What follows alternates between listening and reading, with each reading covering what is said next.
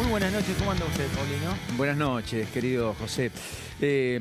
Los viernes son definitivamente en la dinámica argentina, con características excepcionales casi en denominador común de cada viernes, ¿no?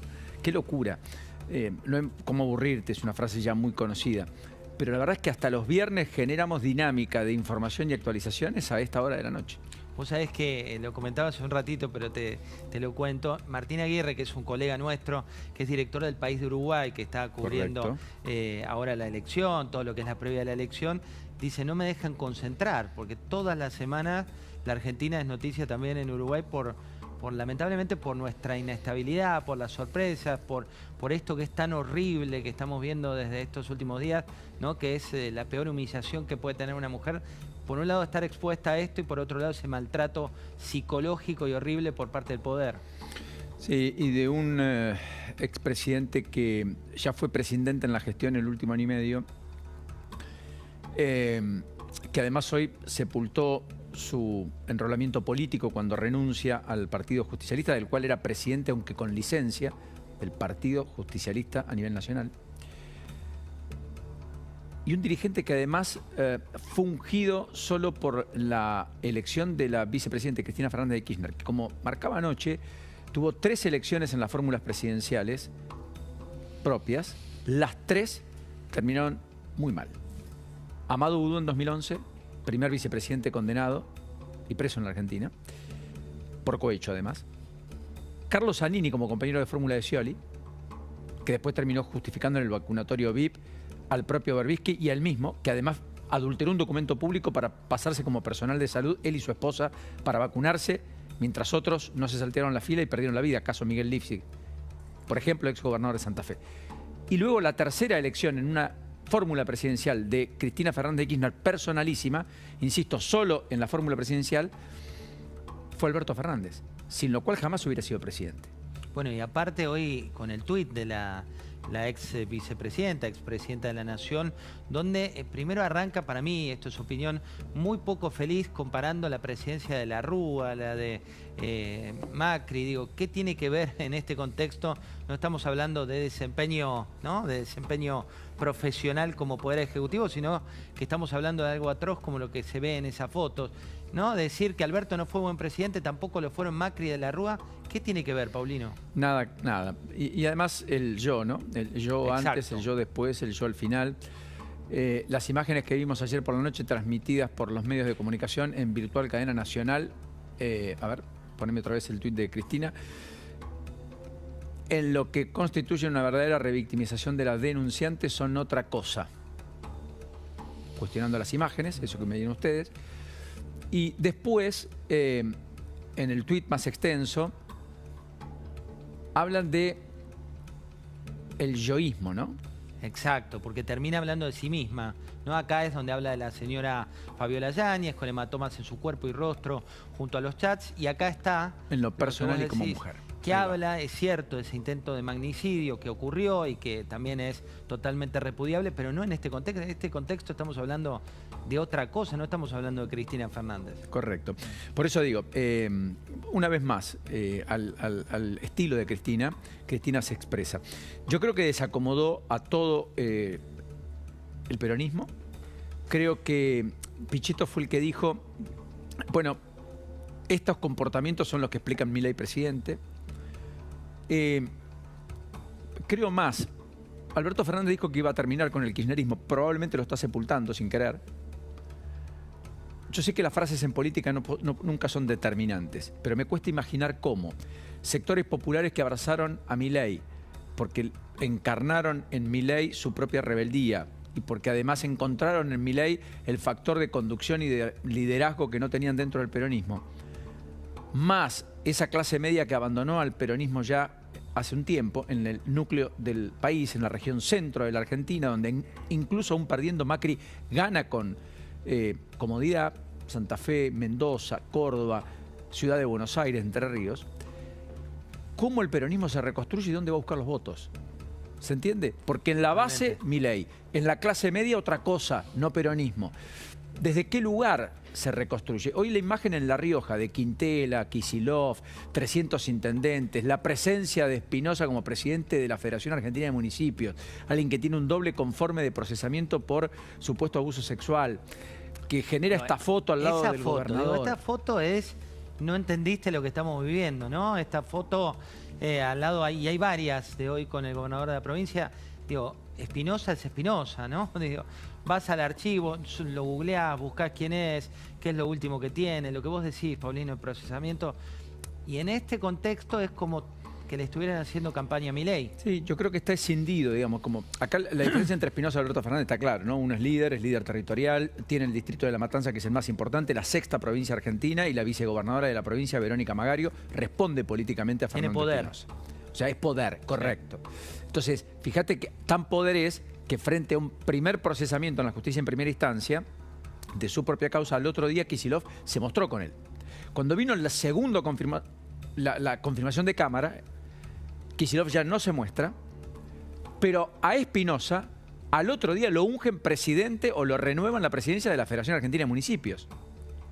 Es así. Que es el encuentro al que asistieron los intendentes ayer de avanzada. Hoy terminaron yendo Kicillof y otros dirigentes porque Quintela juró la nueva Constitución.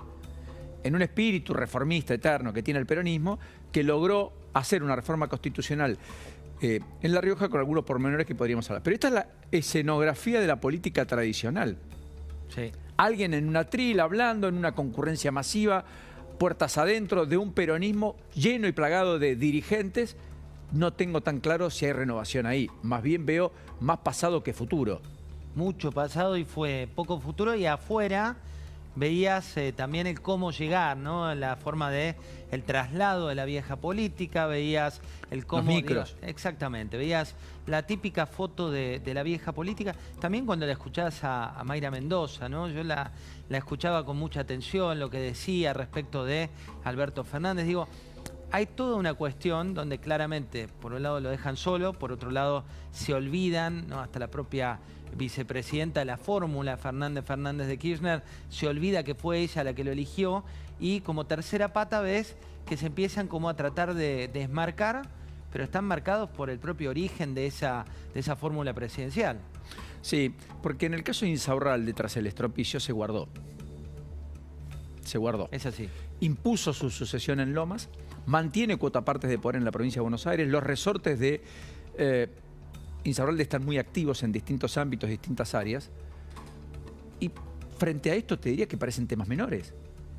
Totalmente menores. Frente a un procesamiento por abuso sexual de Espinosa o versus estas imágenes y esta situación en la cual se lo ve a Alberto Fernández haciendo lo que hacía en Casa Rosada mientras estábamos en la cerrazón más plena en la Argentina. Vos sabés que hay que esperar también, Paulino, para este fin de semana, que va a ser de hiperacción. Por un lado tenemos la entrevista al salir del diario El País, del País de España, donde Alberto Fernández habló más de 1 hora y media, donde precisó lo que él cree es una persecución hacia él, va a dar ciertas justificaciones, esto nos comentaban desde allí, y por otro lado es muy factible que haya novedades respecto de los abogados, ¿no?, de Fabiola, que están ya rumbo a España con un objetivo que es tratar de clarificar cuál va a ser la estrategia de ella. No le digas a nadie que me mandaste esto, que responde María Cantero, la secretaria privada de Alberto Fernández y esposa del broker sindicado como beneficiario de actitudes del presidente que terminaron redundando en beneficio no solo de el poder en sentido amplio de varios dirigentes, sino de una caja de hacer política con organismos públicos y con resortes y fondos públicos. La respuesta de María Cantero a Fabiola al recibir las fotos de la golpiza y demás, también dan cuenta de que había un contexto que se sabía. Le incorpora a Lourdes, porque además hay novedades en la causa a esta hora, porque efectivamente José es violento. Lo hace una mujer que privilegia ser la secretaria privada del presidente en desmedro de ponerse en el rol de mujer y de salir a ayudar a Fabiola. Y la verdad es que no había mucho margen para hacer otra cosa que no sea apuntalar a esa mujer que estaba en esa situación. Al menos explicándole a Alberto Fernández, si lo quería preservar, que no lo haga más, que tome una decisión de separarse, que la deje vivir en paz, porque además la madre de su hija. Aparte lo está justificando en ese mensaje, porque no solo le dicen no se lo digas a nadie, sino que después le manifiesta, él está bajo mucha presión. Claro, como si eso justificase que la golpease o que... El peor de los mundos para este tipo de situaciones. Y un dato adicional, ¿no? Recordemos cuando uno sigue el derrotero, ¿no? de Alberto Fernández, tanto a nivel político, lo que hizo con sus soldados más leales, lo que había pasado en su momento, ¿te acordás? Con su jefe de gabinete, lo que pasó con su vocero, bueno, con mucha gente que pasó por allí. La primera declaración, y esto me gusta traerlo como archivo reciente, la primera declaración que hace Alberto Fernández respecto de las filtraciones de su secretaria de toda la vida, correcto, fue se extralimitó. Sí.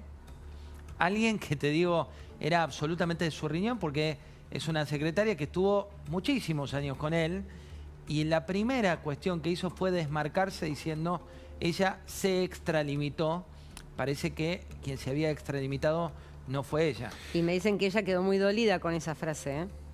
Con lo cual así que ojo. podría hablar en la justicia. Ojo con lo que ella pueda llegar a decir. Quiero decir algo además. Hoy Milei sale a recordar que todo fue fruto de una denuncia de Petovelo. Cosa que es cierta porque pertenecía al área de Petovelo. La denuncia en términos técnicos respecto a esta cuestión de los seguros la hace Giordano. Exacto.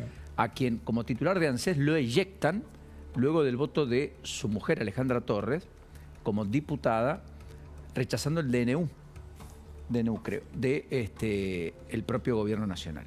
Entonces, como represalia, ella es dirigente de Córdoba, cercana a Schiaretti, pero en todos los casos ya llora, y efectivamente tomó una decisión política.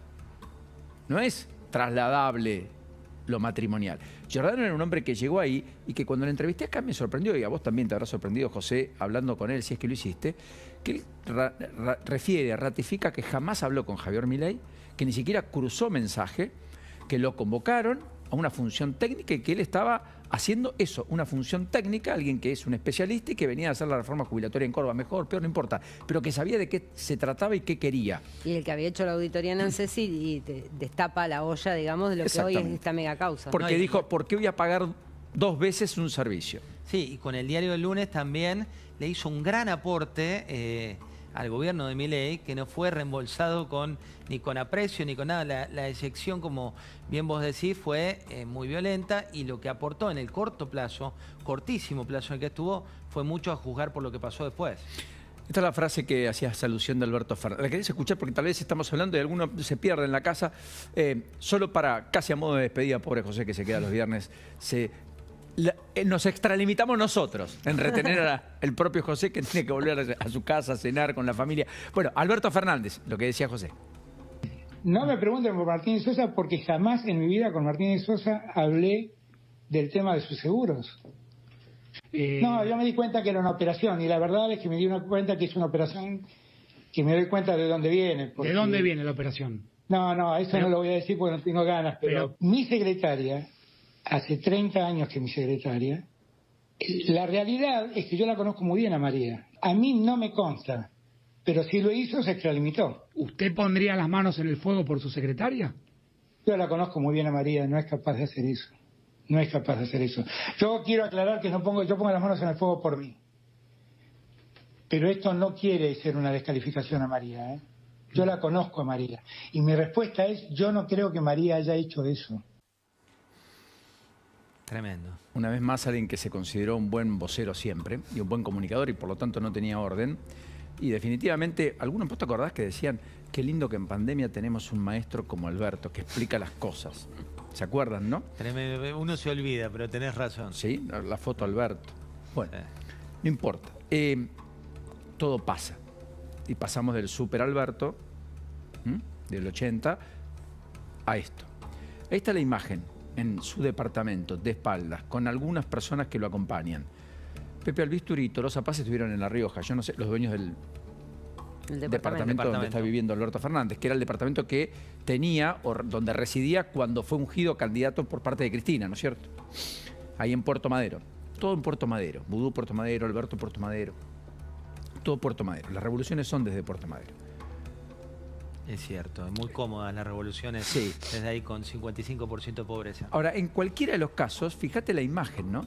La de un expresidente, solo, ridiculizado, popularmente ya con un registro para la sociedad penoso, sin prácticamente conexión con la política ni resortes de contención.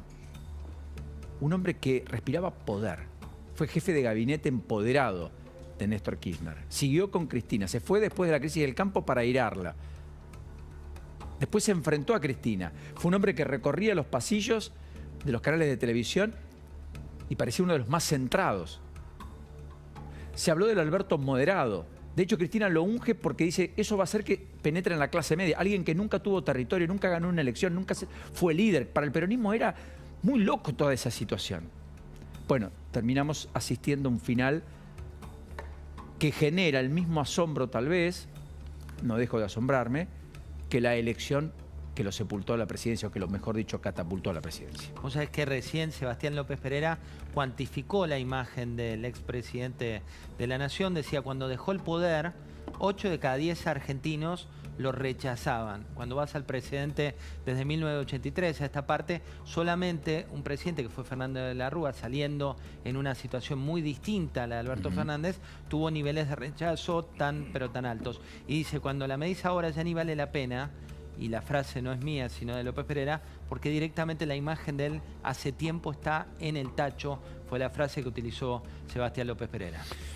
Querido José, nada, simplemente la gratitud y el placer de compartir estos encuentros los viernes. Te mando un fuerte abrazo. Lo mismo digo, Paulino, y buen programa. Buena semana y te veo el domingo.